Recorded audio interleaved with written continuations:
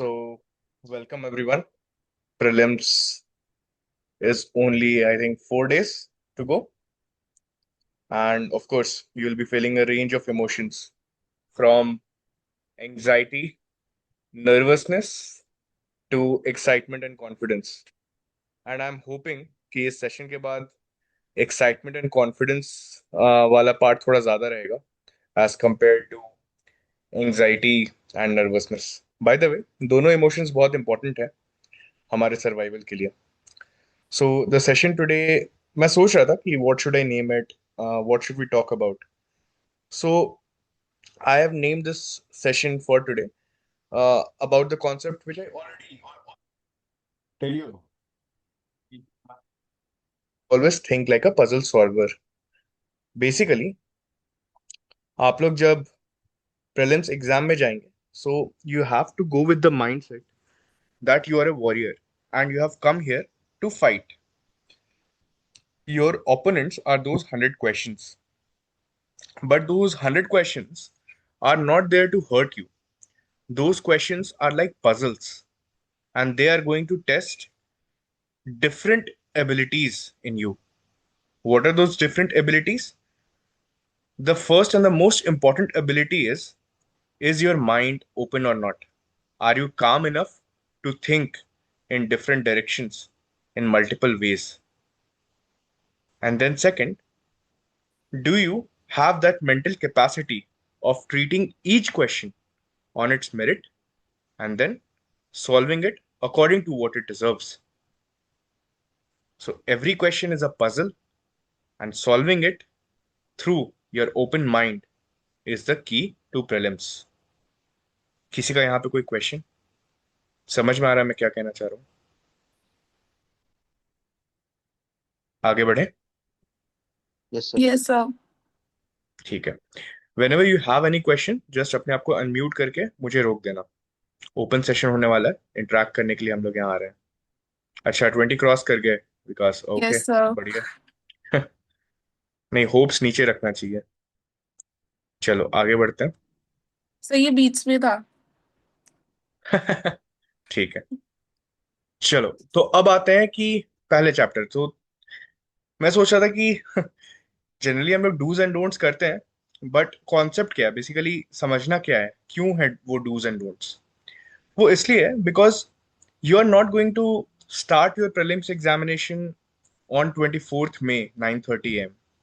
You had started it long back when you decided to prepare for this examination. And that's why it's a marathon. Your efforts, your hard work throughout the journey matters more than what you actually study in the last few hours or the last few days. And hence, also the D Day, which is the prelims day, it does not begin on 24th May itself. It begins on the night before that. Hence, I have written here that the exam begins long before the seal is broken, the seal of the question paper. Calm hands the night before and calm mind at the gate. Basically, आप जितना ज्यादा दिमाग को शांत रखेंगे, अपने आप को शांत रखेंगे, उतना ज्यादा आप उस एग्जाम में एक वॉरियर की तरह प्रिपेयर्ड होके जाएंगे. अब मैं शांत रखने का, पता है, मैं सोच रहा था कि शांत रहना क्या होता है. सब कोई बोल देता है कि हाँ, काम रहना चाहिए, शांत रहना चाहिए. कोई मेरे को बता सकता है इसका मतलब क्या होता है? मतलब कैसे तुम शांत रहोगे,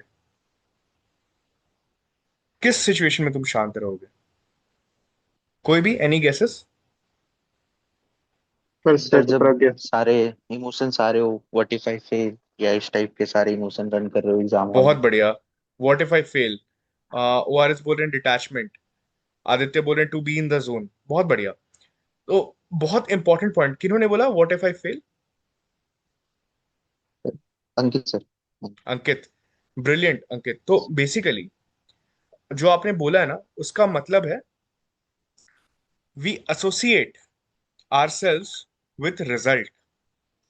जब भी आप आउटकम से अपने आप को एसोसिएट करेंगे, whenever you will associate yourself with the outcomes of the thing which you are going to do, you will always feel restless. हमारे चैनल का नाम क्या है? क्या है चैनल स्थित का नाम? प्रज्ञा. स्थित स्थित प्रज्ञ। प्रज्ञ क्या होता है? Yes sir. स्थित प्रज्ञ का मतलब क्या होता है? स्टेबल।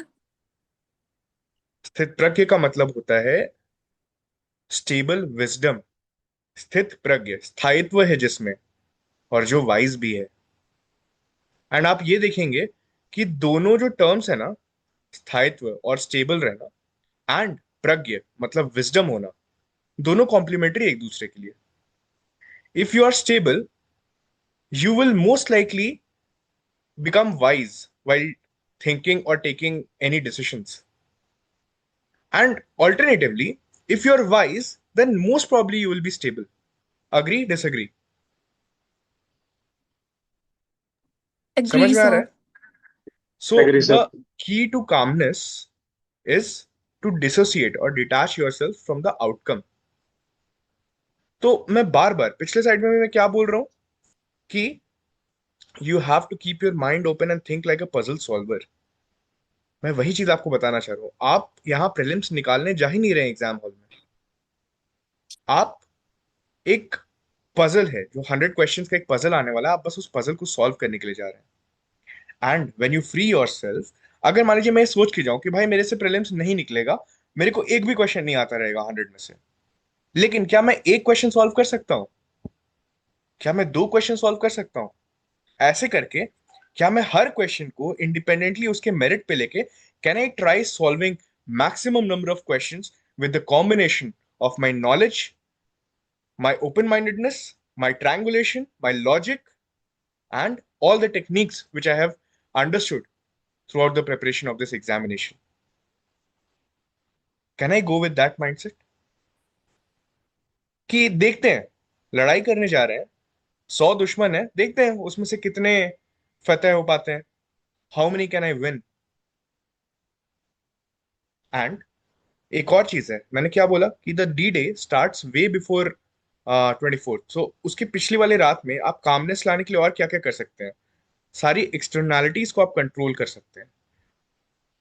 एग्जैक्टली आदित्य सही बोल रहे हैं। इट इज 180 क्वेश्चंस का पजल बेसिकली, अगर हम दोनों पेपर्स को कंबाइन कर दे तो एक्सटर्नैलिटीज क्या क्या होती हैं? पहला हो गया कि जो जो चीजें आपको एक्सटर्नली एंग्जाइटी दे सकती हैं, जैसे एडमिट कार्ड रखा कि नहीं, फोटो आईडी रखा कि नहीं, black pen, analog watch, water, ये सब रखा कि नहीं, वो सब पहले से रख लो या किसी को बोल दो रखने के लिए।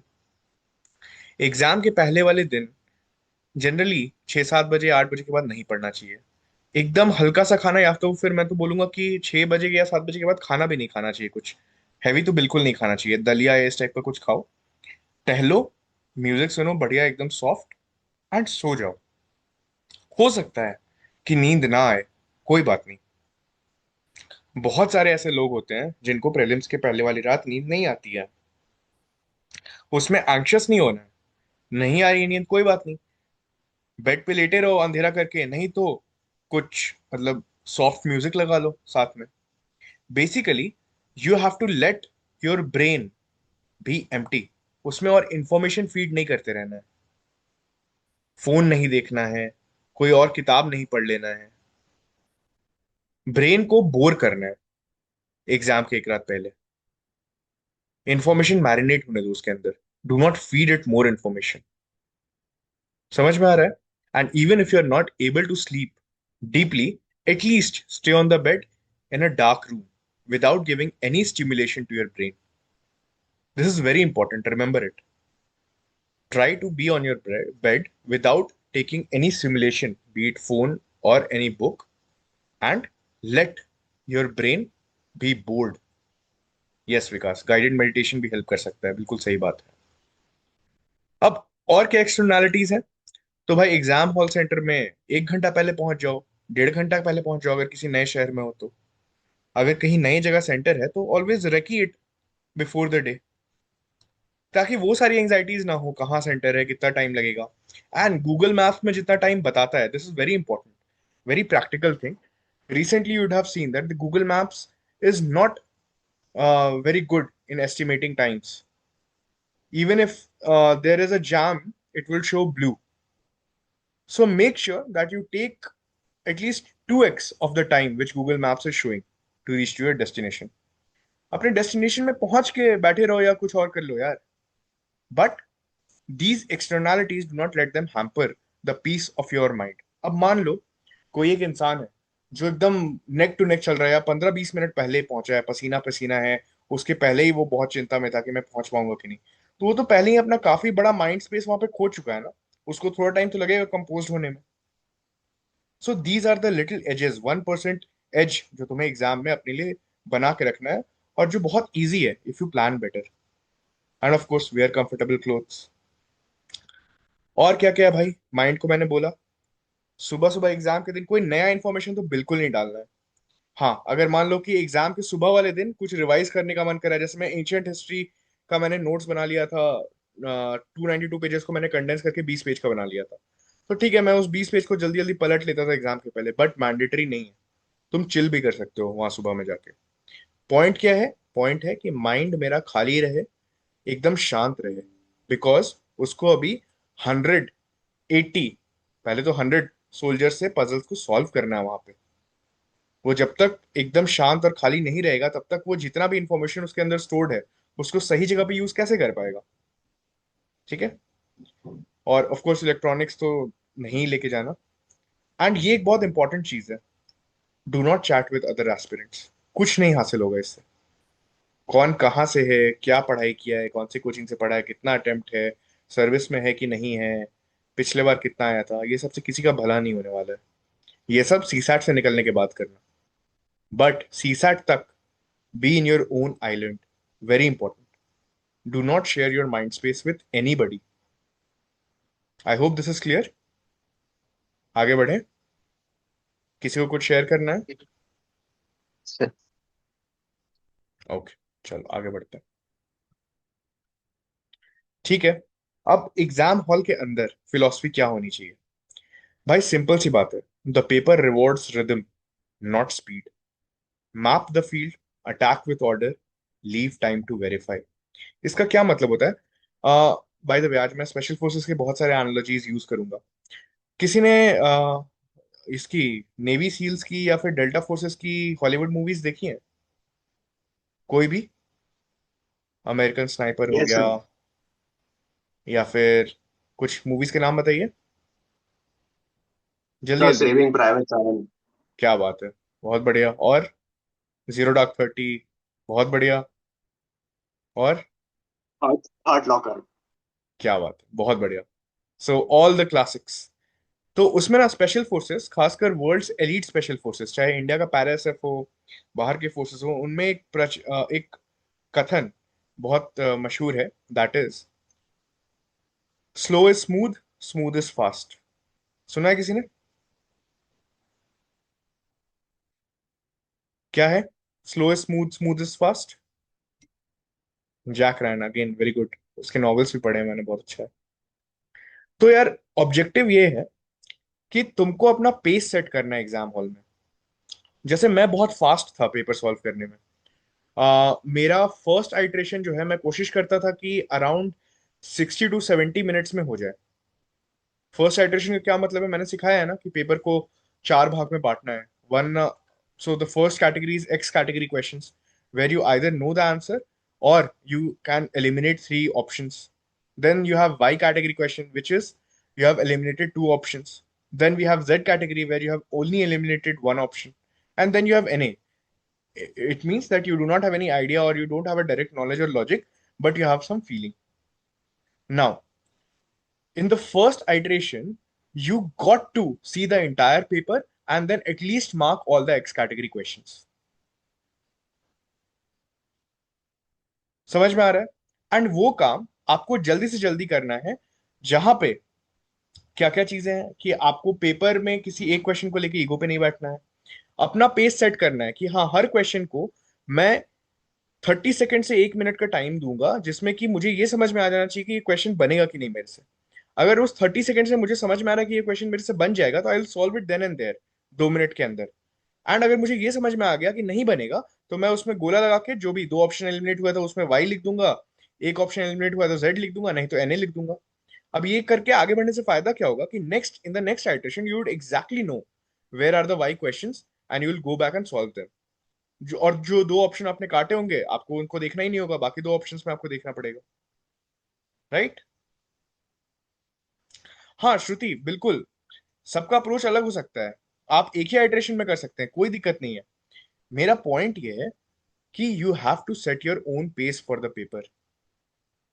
आपने अभी तक जो भी स्ट्रैटेजी अपने लिए बनाया है, वो वन शॉट में पूरा पेपर करना या फिर मल्टीपल आइटरेशंस में पूरा पेपर करना, stick with it, but set your pace such that the paper is well managed, because the paper rewards rhythm. इसका क्या मतलब होता है रिदम का? इज दैट लेट से आपने शुरुआत किया तो पहला 5 क्वेश्चन 10 क्वेश्चन या जो 2 पेजेस आपने पलटे, आपने बहुत एनर्जी के साथ किया, लेकिन बीच में फिर दिमाग में कुछ गाना बजने लग गया, या फिर आपका फोकस नहीं रहा, या फिर आप बीच पेपर में आए, आपको जो सब्जेक्ट अच्छा नहीं लगता वहां पे आपकी एनर्जी डाउन हो गई, तो आप अफोर्ड नहीं कर सकते। Basically you cannot be a sinusoidal wave while solving the paper, you have to be a constant function. समझ में आया constant function and sinusoidal wave क्या होता है? कोई समझाएगा?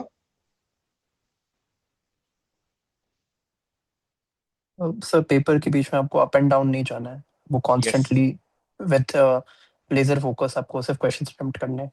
हाँ, तो वो होता है ना कि हम शुरू में ही जाके अपनी सारी mental energy as well as सारा एक्साइटमेंट हमने झोंक दिया पहले 10-20 क्वेश्चंस में, वैसा नहीं करना है। ठीक है, क्या क्या कर सकते हैं भाई? तो पहला है कि move with method, you have to have some method while you are solving this paper. बहुत सो मैं इन जनरल ये करता था, whenever we use to receive the paper, take deep breaths, and जब आपको पेपर हाथ में मिल गया, आपने उसका सील तोड़ा, तो एक बार पेपर को ना फ्लिप करके देख लो कि कौन कौन से पेज में कहाँ पे कौन सा सब्जेक्ट पूछा हुआ है। अगर आप क्वेश्चंस नहीं भी देख पाओगे, तो एक मोटा मोटी पूरा पेपर अपने दिमाग में आ जाता है। एंड एक और चीज जो मैंने आपको बताई है कि हमेशा पेपर को फ्लिप कर करके सॉल्व करना चाहिए। जैसे मान लो कि 1 से 10 क्वेश्चन सॉल्व किया कहीं पे, फिर 51 to 60 कर लो, फिर 70 to 80 कर लो। इस टाइप से पेपर फ्लिप करते रहने से क्या होता है कि आपका एक तो पूरा पेपर भी देख लिया जाता है, एक बार में आपको बहुत ज्यादा डिफिकल्ट या इजी क्वेश्चंस नहीं मिलते हैं, एंड आपका रिदम भी जो होता है, यस एग्जैक्टली, राउंड जीरो है फ्लिपिंग वाला, और आपका रिदम भी जो होता है वो इस तरीके से, ब्रेन जो है वो हमेशा अलग अलग डायरेक्शंस में काम करते रहता है। इसमें एक ऑल्टरनेट स्ट्रैटेजी भी आप अप्लाई कर सकते हो, that you can solve one subject at a time and then flip to some other question number and start solving another subject. ठीक है, but flipping through the paper is very important. This gives you a view of the entire paper as well as gives you a feeling of fullness कि हाँ, I am solving the paper. एक चीज जो मैं follow करता था कि जो पेपर इजीएस्ट है, जो या फिर जो पता है कि स्टैटिक सब्जेक्ट है, जैसे पॉलिटी हो गया, इकोनॉमी हो गया, you can start with it. क्योंकि जब वो बनने लग जाता है ना, जैसे मान लो पहले 10 क्वेश्चन उठाए, दिन बहुत खराब है, तब भी उसमें से 5 क्वेश्चन बन गए जो तुम्हें आते थे, एक कैटेगरी के तुमने कर दिए, तो वो अपने आप में कॉन्फिडेंस ले आता है। You can start with this and then three round method again. आपको देखना है कि कौन से क्वेश्चन जो आप मार्क कर रहे हो उसको उसी टाइम मार्क कर ही लेना है जब भी आप सॉल्व कर रहे हैं। तो then Y category and Z category question को मार्क करना है, चलो बाद में देखेंगे इसको। एंड कोई क्वेश्चन अगर वाई कैटेगरी या जेड कैटेगरी का हो गया, तो you have to take risk in that. Am I not audible? आ रही है आवाज? हेलो, आवाज So आ रही है now मेरी? it's fine. हाँ। So now it's fine. हाँ, तो माई पॉइंट इज कि स्ट्रॉन्गेस्ट सब्जेक्ट जैसे पॉलिटी से शुरू करना है, जो श्योर क्वेश्चन है आपके उसको पहले मार्क कर लेना है, जो जो ऑप्शंस आपने एलिमिनेट कर लिया उनको क्रॉस कर लेना है, रीजन लिख लेना है, एंड उन क्वेश्चंस को मार्क कर लेना है वाई कैटेगरी या जेड कैटेगरी से। एंड देन जब आप सेकंड आइटरेशन या फिर बाद में आ रहे हैं उन Y and Z category questions के लिए, तो कैलकुलेटेड रिस्क आपको लेना ही लेना है। हाँ, तुक्के वाले क्वेश्चंस जो एनए है, जिसके बारे में कोई हवा नहीं है, उसको आप छोड़ सकते हैं, खासकर जिसमें दिमाग नहीं लग रहा है एंड फैक्चुअल है। ऑल्सो जब आप एक पेज पूरा सॉल्व कर रहे हैं 5 से 10 क्वेश्चन, तो ओएमआर को मार्क कर लेना चाहिए, एटलीस्ट जो एक्स कैटेगरी क्वेश्चन है उनको उसी टाइम पे मार्क कर लेना चाहिए।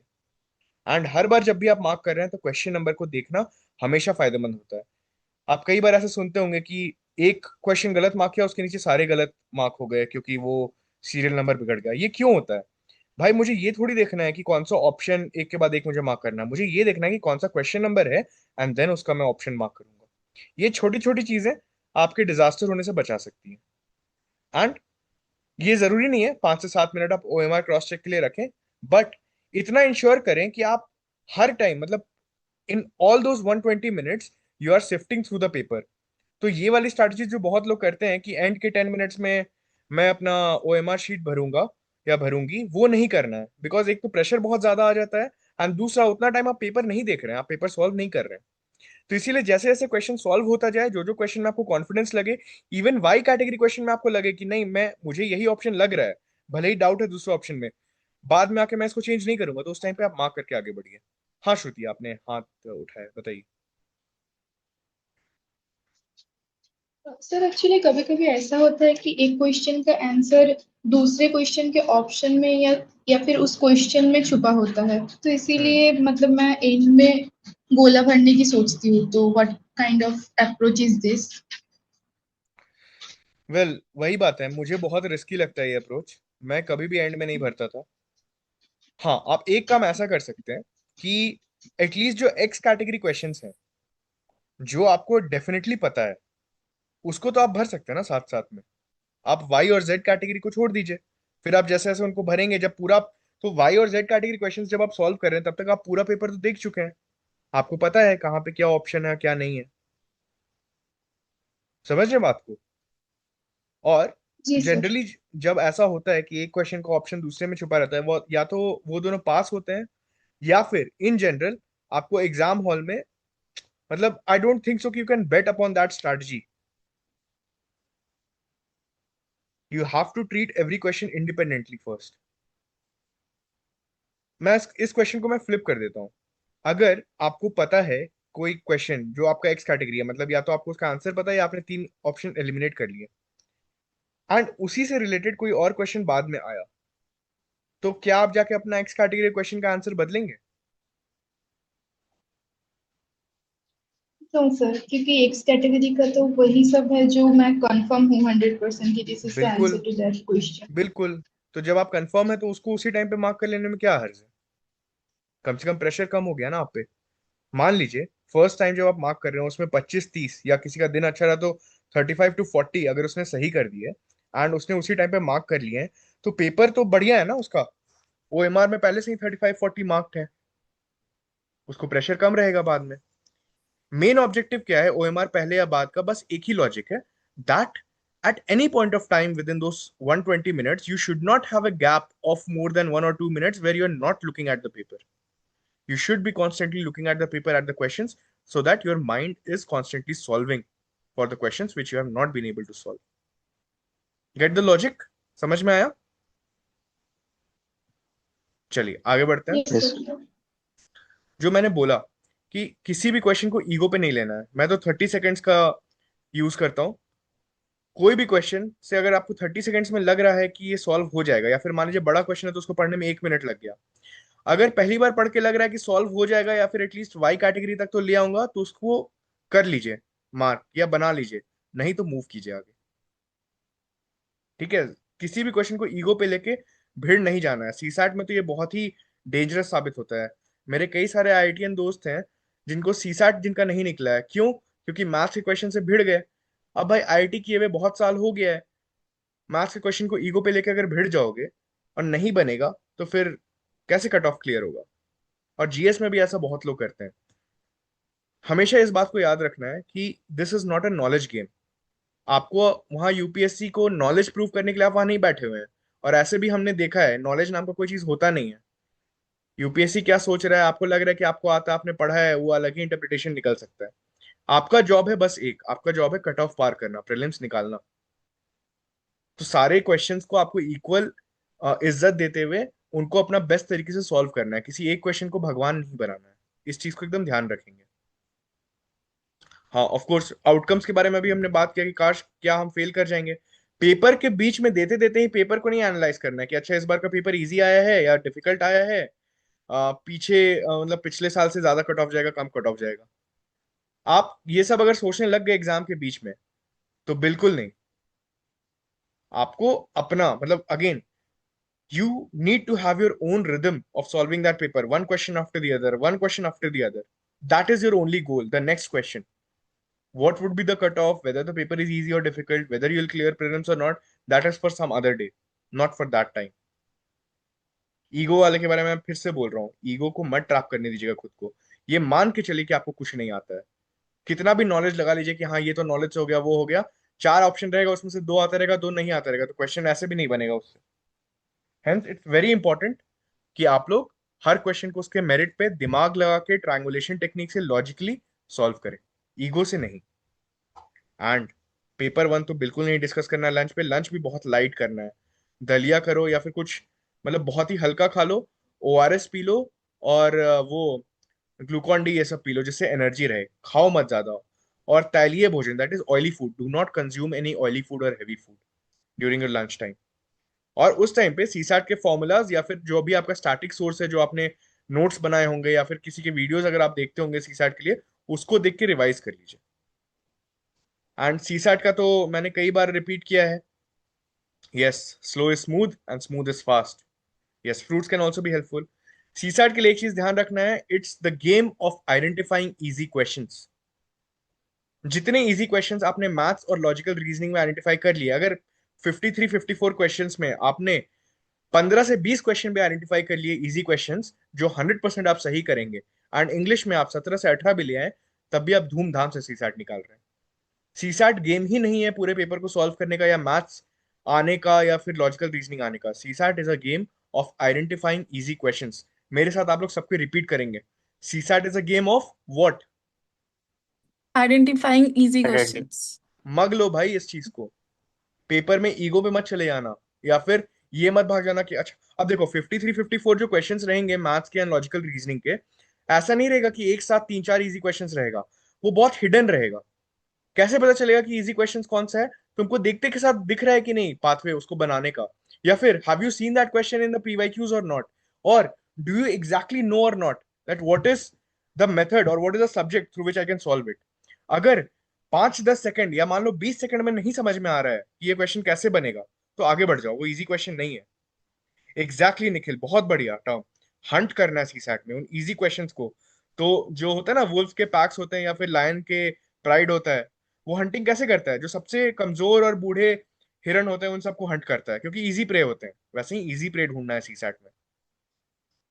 समझ में आ रहा है सबको? दिमाग की बत्ती जल रही है कि नहीं? डरना नहीं है सीसैट से, हंट करना है। Be a hunter, be a warrior there. चलो आगे बढ़े भाई। अब देखो, स्मार्ट थिंकिंग टेक्निक्स बहुत ज्यादा इंपॉर्टेंट है। क्या क्या चीजें हैं जो हम हर बार डिस्कस करते हैं? सबसे पहले फिलॉसफी क्या है? When recall fails, reasoning still wins. मतलब अगर नॉलेज, बुद्धि, नहीं बुद्धि तो नहीं बट नॉलेज, मगा हुआ ज्ञान, रटा हुआ ज्ञान अगर नहीं याद आ रहा है, या कोई चीज आधा अधूरा है पढ़ा हुआ, पूरा चीज नहीं याद आ रहा है, छोड़ दो। दिमाग पे जबरदस्ती का नॉलेज या रटा हुआ ज्ञान मत लाओ, अपना दिमाग चलाओ, रीजनिंग लेके आओ, लॉजिक लेके आओ, वो ज्यादा इंपॉर्टेंट है। समझ में आया? और उसके लिए टेक्निक्स क्या क्या है जो हमने डिस्कस की हैं? सबसे पहले लैटरल थिंकिंग, मतलब कोई एक क्वेश्चन अगर तुम्हारे पास आया है, क्या तुम उसको और किसी सब्जेक्ट के कॉन्सेप्ट से, या फिर तुमने अपने दुनिया में या जीवन में कहीं कुछ और देखा होगा, डिस्कवरी की डॉक्यूमेंट्री देखी होगी, कोई मूवी देखी होगी, क्या तुम उन कॉन्सेप्ट्स को यहाँ पे लाके इस क्वेश्चन को सॉल्व करने में हेल्प कर सकते हो अपनी? फॉर एग्जाम्पल, अगर मैनग्रोव कंजर्वेशन के बारे में क्वेश्चन है, तो क्या तुम इकोनॉमिक्स में कोस्टल इरोजन का इफेक्ट और ज्योग्राफी का लेके आ सकते हो यहाँ पे? कंबाइन कर सकते हो दो सब्जेक्ट्स को। मैं हमेशा एग्जांपल देता हूँ, वो एक किसी साल में आया था ना, यादवास ऑफ देवगिरी और 6 7 किंगडम्स के नाम थे, तो बस यादवास ऑफ देवगिरी मुझे याद आ गया था, वो पद्मावत वाली मूवी में मैंने देखा था, तो उसके हेल्प से वो क्वेश्चन सॉल्व हो गया था। वैसे ही जब आपका एक दिमाग खुला रहता है एंड आप एक लॉजिकल पजल सॉल्वर की तरह सॉल्व करते हो पेपर को, तो फिर आपका बहुत सारे क्वेश्चंस लैटरल थिंकिंग से सॉल्व होने लग जाते हैं। Then so basically, lateral thinking is when the direct path is blocked, approach the question sideways using knowledge from adjacent topics. Then second very important concept is triangulation of logic. That is, you have to cross verify your answer using 2 3 different subject lenses or 2 3 different logics. If it holds from multiple angles, then it is likely correct. For example, a polity question about Panchayati Raj, it can be verified through 73rd Amendment polity, or decentralization theory of governance, or local body elections of current affairs, or some other logic. So basically आप, जिसको लोग बोलते हैं ना तुक्का है, नहीं, आप तुक्का कभी नहीं लेंगे। आप हमेशा कोई एक, मान लीजिए आपको कोई फील आ रहा है कि ये आंसर होना चाहिए, तो सिर्फ फील के बेसिस पे नहीं जाएंगे या फिर किसी एक नॉलेज बिट के बेसिस पे नहीं जाएंगे। उसके लिए और भी 2-3 तरीके सोचेंगे कि क्या हाँ इस तरीके से भी सोच सकते हैं। अगर 2-3 तरीकों से कोई चीज सेम ही आ रहा है, इसका मतलब जनरली वो ट्रायंगुलेट होके सही है, एंड आप कॉन्फिडेंस के साथ उसको मार सकते हैं। ये Y category and Z category questions में बहुत हेल्प करेगा। देन अंडरस्टैंडिंग द इंटेंट, ये मैं हमेशा बोलता हूँ, कोई भी क्वेश्चन आप सॉल्व करें और आप पढ़ें तो उस क्वेश्चन का इंटेंट समझना बहुत इंपॉर्टेंट है। तो जैसे हमेशा कोई भी क्वेश्चन जब आए उसके आपके सामने पूछिए that what is UPSC really testing here, उसको क्या चाहिए, वो क्या चाहता है, मुझे क्या पता हो इस पूरे क्वेश्चन में, या फिर उस पूरे क्वेश्चन में ही नहीं, मुझे इन जनरल दुनिया के बारे में क्या पता हो जिससे ये क्वेश्चन सॉल्व हो जाए। The question tests a concept and not just trivia. For example, if UPSC asks about Fiscal Responsibility Act, they are testing whether you understand fiscal discipline and not just the exact year या फिर acts etc. So you have to understand the intent of the question. Very important. I cannot stress this enough. हम लोग इतनी बार PYQs का solve करते हुए ये चीज देख चुके हैं कि just understanding the intent of the question कितनी बार क्वेश्चन को पूरा सॉल्व करा देता है, और कई बार जब हम कंफ्यूजन में फंसे रहते हैं तो उस इंटेंट को समझने के कारण हमारा वो कंफ्यूजन दूर हो जाता है। And then of course solve every question like a puzzle. Sudoku solve करने में या डिफरेंट टाइप के रिडल सॉल्व करने में कितना मजा आता है। तो ऐसे ही अगर हर क्वेश्चन को और इस पूरे एग्जाम को ही मैं एक सेलिब्रेशन और एक फेस्टिवल की तरह लूं, एक पजल सॉल्विंग अपॉर्चुनिटी की तरह लूं, तो कितना मजा आएगा। So treat every option as a puzzle piece. One doesn't fit the pattern, then find it and eliminate it and let the options guide you. For example, अगर 3 ऑप्शन किसी एक चीज के बारे में, इंटरनेशनल ट्रीटी के बारे में बात कर रहा है, दूसरा डोमेस्टिक स्कीम के बारे में बात कर रहा है, चौथा ऑड वन आउट को आप हटा सकते हो। तो हर क्वेश्चन में आप इसी तरीके से, जो हम पीवाईक्यूज इतना सारा सॉल्व किया है, जो पिछला वीडियोस है हमारा, जो करंट अफेयर्स में मैं आपको पढ़ा रहा हूँ, तो उसमें इतनी बार मैंने बताया कि किस तरीके से ये पजल के तौर पे आ सकता है क्वेश्चंस, इंटेंट कैसे बना सकता है यूपीएससी किसी क्वेश्चन का। Use all of that in solving your paper. So lateral thinking, triangulation of logic, understanding the intent of the question and solving question like a puzzle. ये चारों चीजें, क्या जितने भी लोग आप लोग मेरे से एसोसिएटेड हैं, आप लोग के जहन में is it conceptualized or internalized by you or not till now? Do you understand these 4 things which I am trying to teach you? Internalize होके, ऊपर ऊपर से नहीं, पेपर में अप्लाई कर पाएंगे आप लोग। दिमाग अगर खुला रखेंगे तभी लेटरल थिंकिंग हो पाएगा, तभी ट्रायंगुलेशन ऑफ लॉजिक हो पाएगा। अगर आप काम रहेंगे तो क्वेश्चन के इंटेंट को अंडरस्टैंड करना हर बार बहुत इंपॉर्टेंट रहेगा, एंड देन हर क्वेश्चन को एंजॉय करना कि भाई एक पजल है, चलो सॉल्व करके देखते हैं। यस, बहुत बढ़िया। किसी को कुछ बोलना है, आगे बढ़े? चलो आगे बढ़ते हैं। ये लास्ट है मेरा आज जो मुझे आपको बताना है। क्या है? ये 2 आइडियाज मुझे लगता है कि आपका स्कोर चेंज कर सकते हैं। अपने ब्रेन को काम करने के लिए आपके बॉडी को भी काम करना पड़ेगा, मैंने बताया। तो फॉर एग्जाम्पल, अगर एग्जाम हॉल में भी एंड एग्जाम के पहले भी बहुत एंग्जाइटी लग रही है, तो डीप ब्रीदिंग करिए। एंड ब्रीदिंग के लिए भी एक साइकोलॉजिकल साई करके एक टेक्निक होती है, जो Andrew Huberman, he is a very famous doctor और न्यूरोलॉजिकल साइंटिस्ट, उसकी यूट्यूब पे भी you would have seen his videos.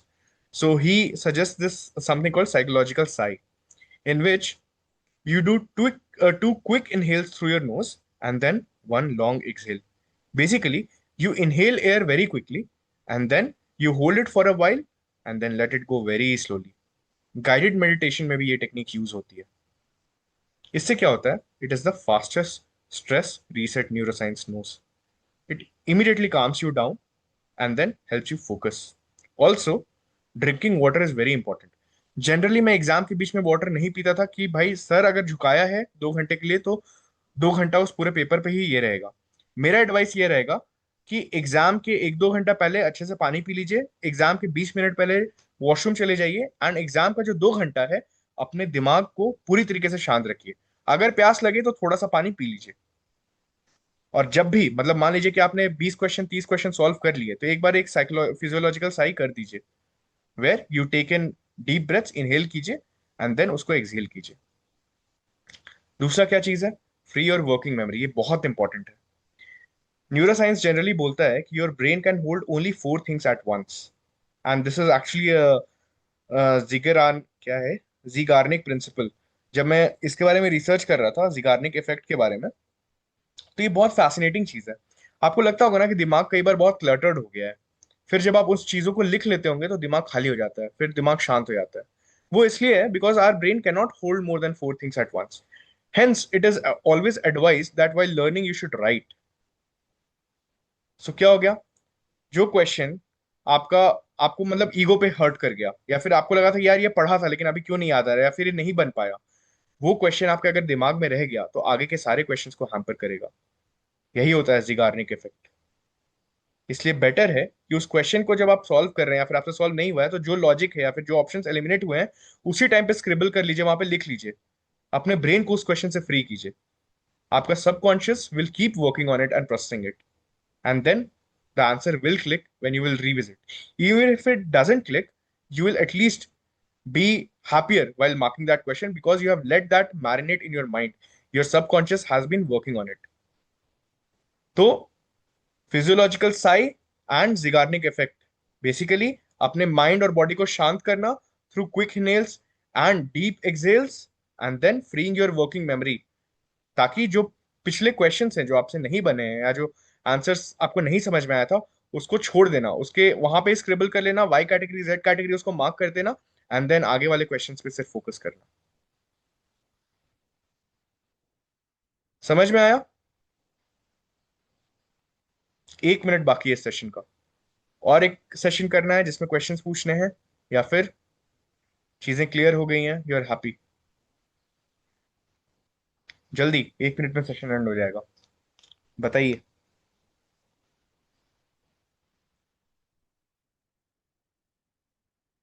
बोलिए बोलिए, अपने आप को अनम्यूट करके बोलिए। एक और सेशन करना है, नेक्स्ट सेशन। ठीक है। Was this session helpful? कुछ नया सीखने को मिला? क्या करना है एग्जाम हॉल में? Yes sir. कुछ नया नहीं करना है, शांत रहना है बस, एंड पूरा खुले दिमाग से पेपर सॉल्व करना है, सब हो जाएगा। चलो ठीक है, एक और सेशन करते हैं। I am ending this session. See you in the next one.